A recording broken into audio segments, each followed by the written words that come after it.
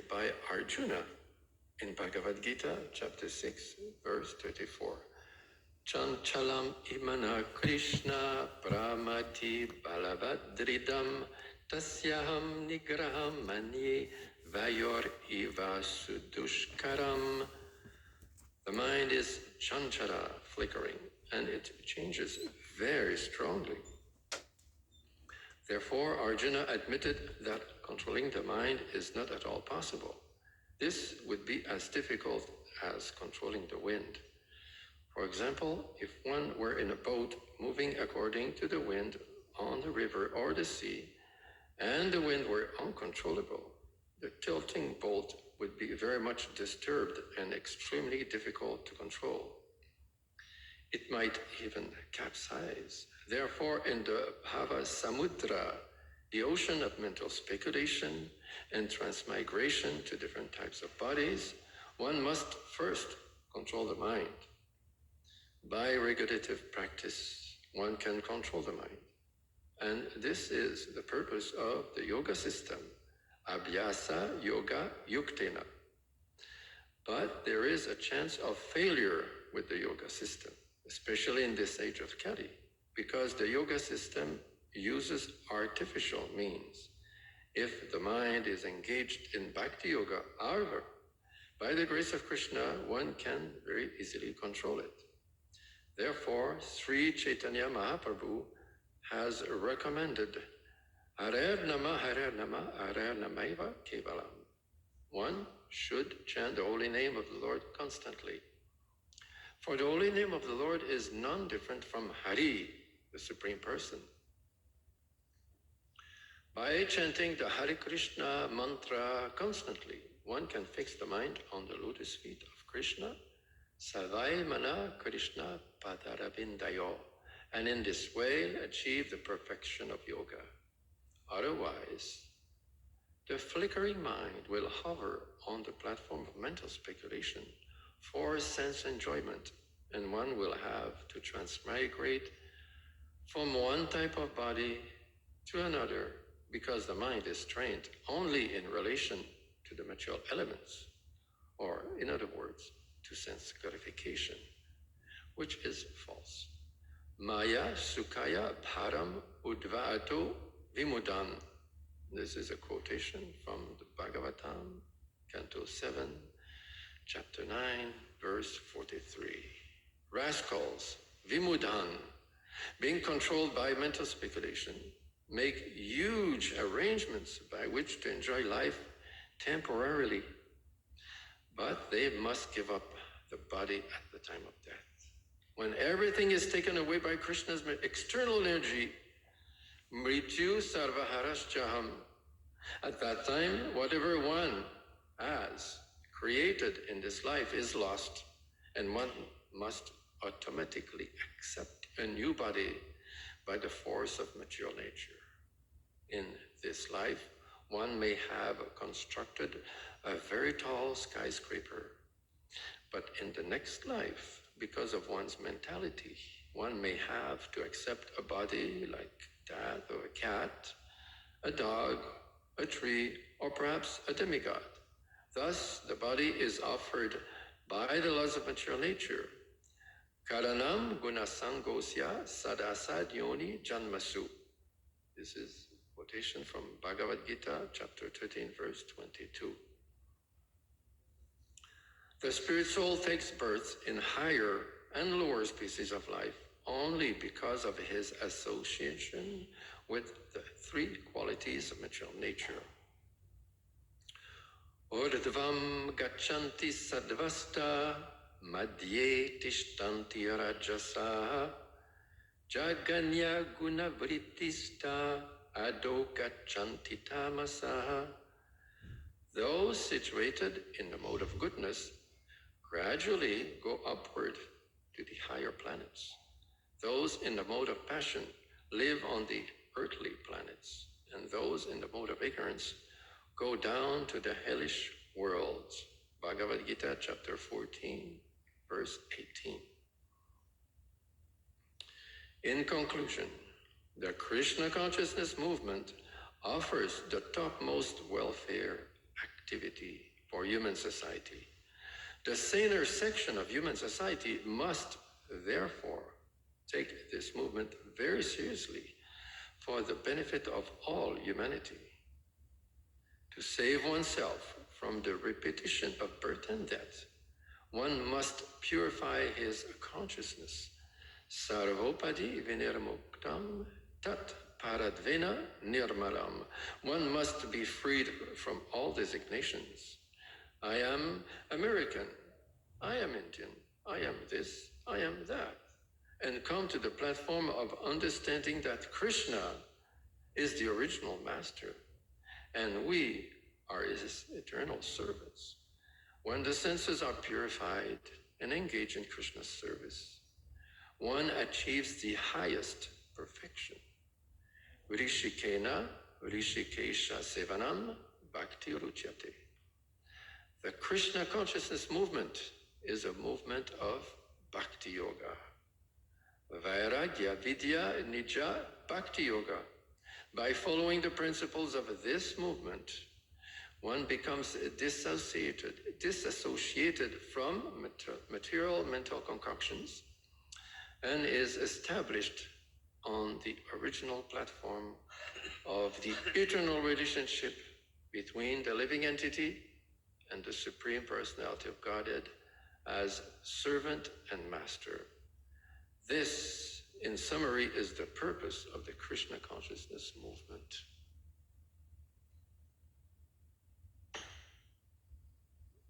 Om Jnanati Mirandasya Jnananjana Sharakaya Chakshuran Meditam Dhyena Tasmai Shri Gurave Namaha.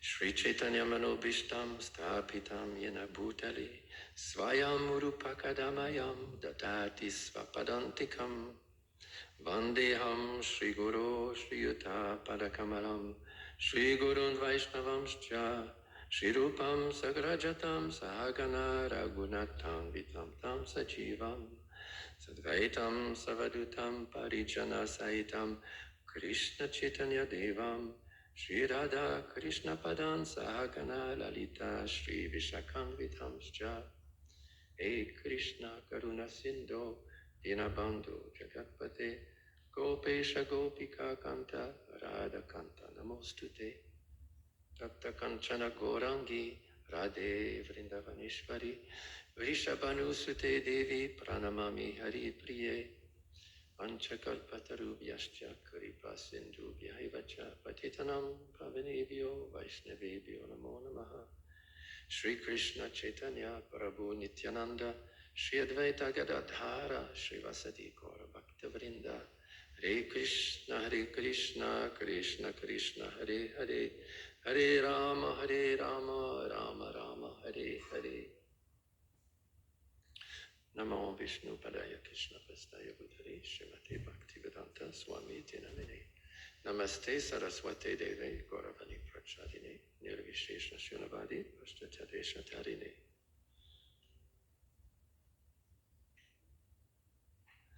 Yato Davati Deva Choditam Mano Vikaratmakam Apapanchasu Guneshu Maya Rachiteshu Deyaso Prapadyamana Satena Jayate. At the time of death, according to the thinking, feeling, and willing of the mind, which is involved in furtive activities, one receives a particular body. In other words, the body develops according to the activities of the mind.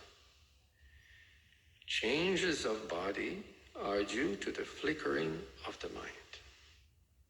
For otherwise, the soul could remain in its original spiritual body.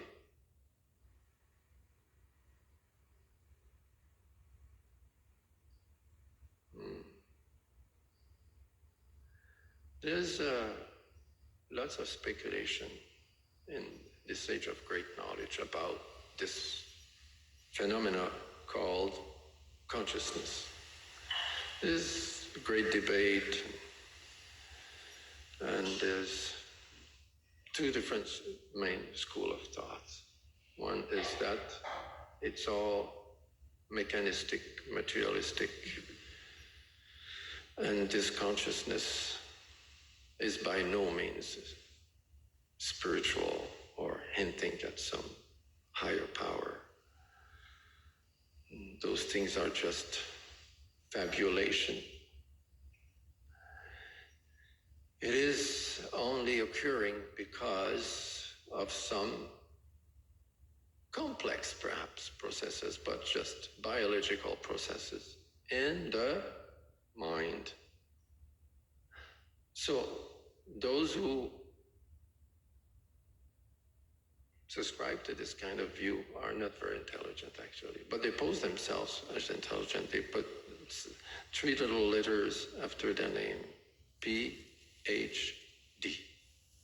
And they think because of this that people should pay attention to their words. Oh, I'm very important. I have a doctorate, wrote a thesis. Now I'm dean of science of such and such university. So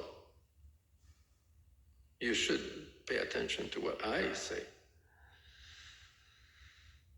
And there's this other school of thought, which is correct, that in fact, after the demise of the body, the consciousness goes on. And there's factual evidence to this. If we consider seriously the report of people that have experienced what is called a near-death experience. There's lots of those people around. And there's a vast volume of accounts. You can watch videos about it. They talk themselves about it.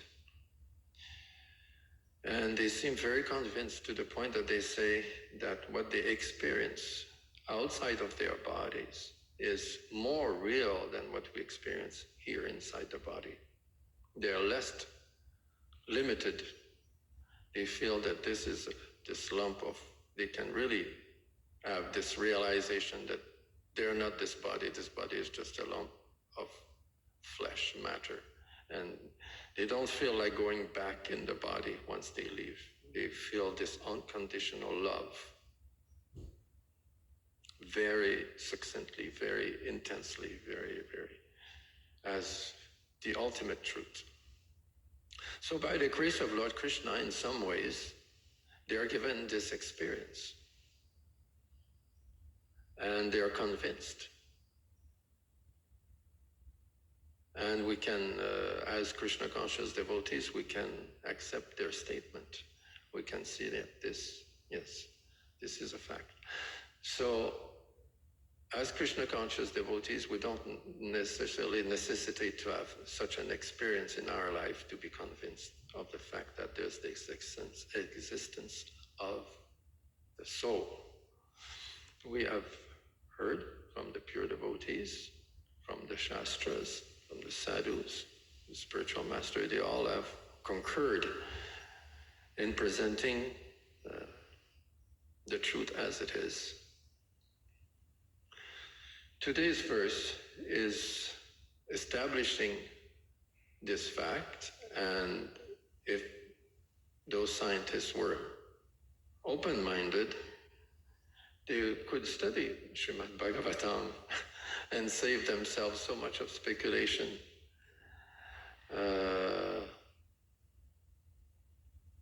They could save themselves doubt and uncertainty by simply accepting the words of self-realized souls. So here we have the Devas, headed by Lord Brahma, speaking and explaining what is taking place. So this is very technical, very down-to-earth, and very crudely, without sugarcoating, presented at the time of death. It starts with at the time of death. So this is the main aspect of being a philosophical person, is that you're very much aware of your own demise. Your own demise will come one day, and this is very important to understand, because we live in a world of illusion. The illusion is to make you think that you're young, especially when you're young. You think you're young, right? And it's very difficult to conceive that you will die. Well, you don't really want to think about it in the first place, because your senses have full power. You waited for so long to have this body. Now you have it. It's grown up. Maybe you're a young adult. Now you're an adult. And you can just go into the world and enjoy your senses. So why consider that it could be finished in an instant at any time? So the illusion is very, very strong, makes you identify with this body. So in the purport is very elaborate, and this is one of the purport where Srila Prabhupada very succinctly explained. He very succinctly explained what is Krishna consciousness. It's very interesting. At the end, he gives us the conclusion. And he cites the Krishna consciousness movement as a conclusion, that it is the topmost welfare activity. So we have people, we know some rich people, they're known as a philanthropist. They have great wealth, billionaires, and then they watch the news and say, see calamities, disaster, natural disasters, so many people put in distress, and then you feel for them because they are in their own little ivory tower. They're very comfortable, and then if they're normal people, they're psychopathic or sociopathic, they won't feel like this, but a normal person will feel some disturbance and some pain, will have some empathy and sympathy for people in distress, so they want to help in different ways. They will donate money to charity like the Red Cross, or themselves devise some plan to help those people in distress, which is very nice, but you're only helping the material body, the external. It's not the ultimate. There's better than this, and this is what is described here by Srila Prabhupada in the purport, that Krishna consciousness is the ultimate welfare activities, because it will teach you your spirit soul and bring you to the stage of purification where you don't have to take on another material body and having to face different miseries from your mind, miseries from other living entities, natural disturbances. So you can escape all types of disturbances altogether. And there's a call here upon the saner section. So those who are Dhira already from birth, they have this natural proclivity to be calm, composed, not easily agitated. They're not carried away by anger. They're stuck in traffic, someone cuts them off. They don't go berserk over this. They stay calm. There are people like this. They don't mind. You want to cut me off? Go ahead. Because they understood a higher principle. Why I'll give power to others to disturb you? Then you make the other person more powerful than you, because now you lost your temper over a tiny little thing. Maybe you will arrive at your destination 3.5 seconds later because of this. 3.5 seconds, 3.5 seconds. You're going to lose your temper over this? That's madness, right? So some people are very sane, calm. They consider things. They have critical thinking. They did not learn this in school. School doesn't teach you critical thinking. Maybe a mentor or good parentage will teach you about critical thinking.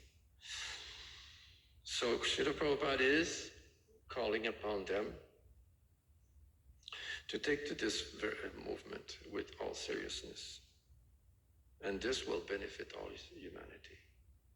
So if you don't have billions of dollars, you can still be a philanthropist by being a devotee of Lord Krishna. So one of the main aspects of Maya here is discussed here. Is quoting many, many verses. One of them is Sarvo Padi Vinirmuktam Tat Parat Vina Nirmanam. Sarva Upadi. Upadi are all the different designations that about your place of origin, about your caste or creed or race, language you speak, the different tradition you've been raised into. So you have to reach the understanding that all those things are temporary designations. And what is permanent is that Krishna is the original master. And we are his eternal servants. So this is above all designation. This is not a material designation. This is not artificial. This is the actual truth. So it's very interesting. It's amazing what we have, knowledge that we have given. If we go to school, universities, big scientists, they're mostly in darkness when you consider what they're saying. They're mostly in darkness. And it's just so difficult, always researching. We've been researching. We conduct experiment and so many years in school. But there it is. It's very simple. You open Srimad Bhagavatam, you start reading, and the truth is there. And think about it seriously. This is quite astounding, considering that those big wigs, those big people, that claim to have knowledge, they mostly don't know those things. So this is going to the truth, the actual truth. So this is a movement of Bhakti Yoga. And by following Bhakti Yoga, you become disassociated from material mental concoction. The original platform, there you become established. And this is your relationship between you and God as servant and master. This, in summary, is the purpose of the Krishna consciousness movement. So there you have it in a nutshell, very beautifully done. This we have a very short amount of time, 3 minutes. So there it is. If we don't get misguided by the flickering of the mind, then the soul will be able to remain in its original spiritual body. Hare Krishna.